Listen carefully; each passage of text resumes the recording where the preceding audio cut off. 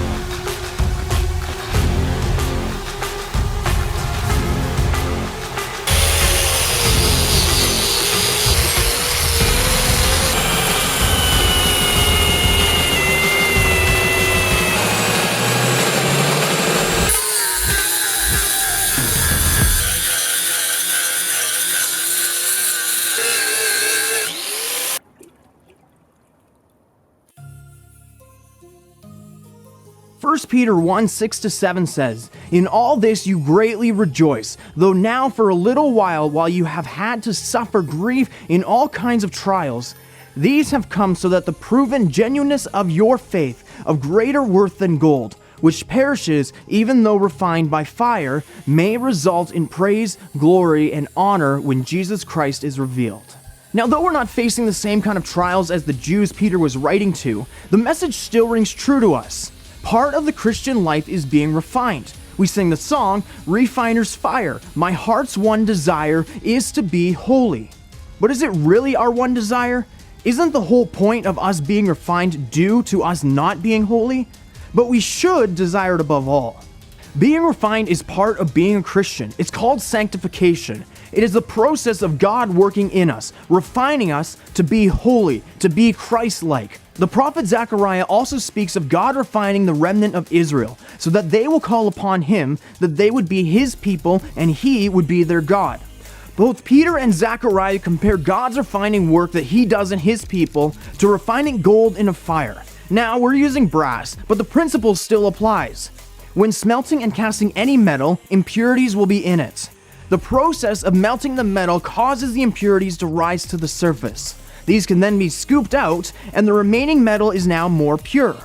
This process often needs to be repeated over and over and over again until all the impurities are removed.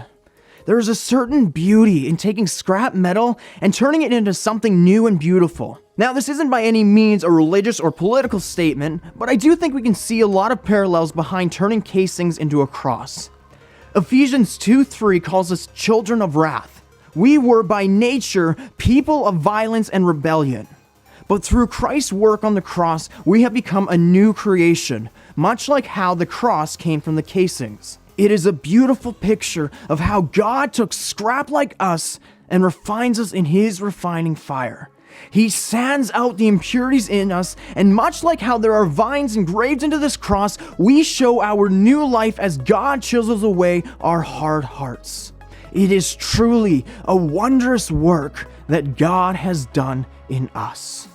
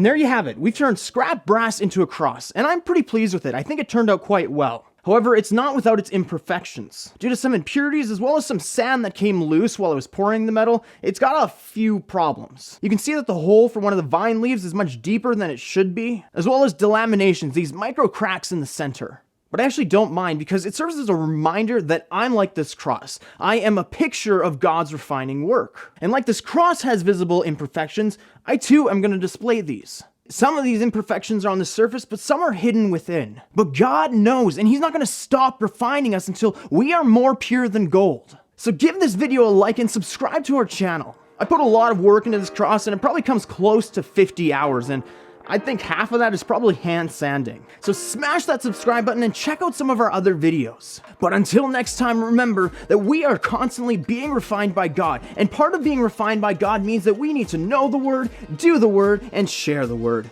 But as always, we do it in love.